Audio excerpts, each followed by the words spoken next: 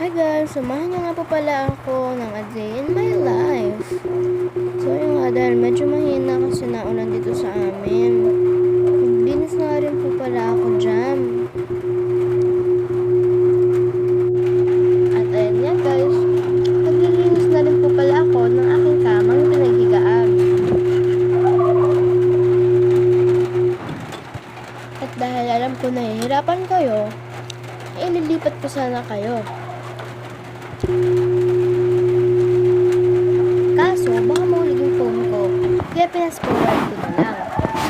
Pinas-forward ko na nga lang siya at boosh! O, diba? Minadjik ko nga lang yan. Bababa na nga rin po pala ako niyan kasi naka-double deck kami at ako yung nasa taas. Pagkalabas ko nga, ayan na si mami, nagluluto na. At ayan nga, supply muna tayo ng ating buko na magamit. Char! At papas forward ko na nga rin dyan guys kasi baka naman matapos na yung video.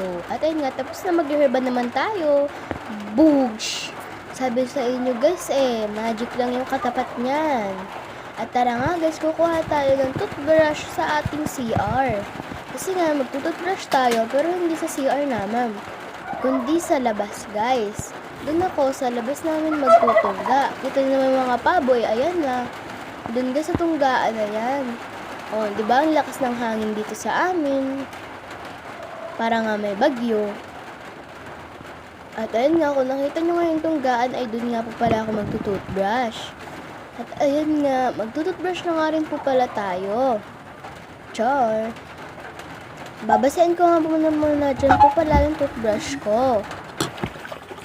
At ayun nga, binabasa na ng ate nyo. Pasensya na sa mukha ko kasi kakagising ko lang. At ayun nga, basa na. Naglagay naman ako ng toothpaste. Yung toothpaste ko nga po pala dyan is Barbie. Yes po, yung Barbie na matamis pang bata. At ayun nga, nagtutoothbrush na nga po pala tayo. O diba, napakabula.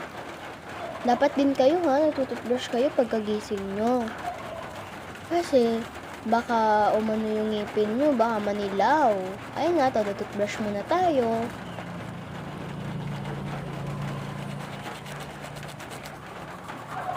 Toothbrush mo. Diba?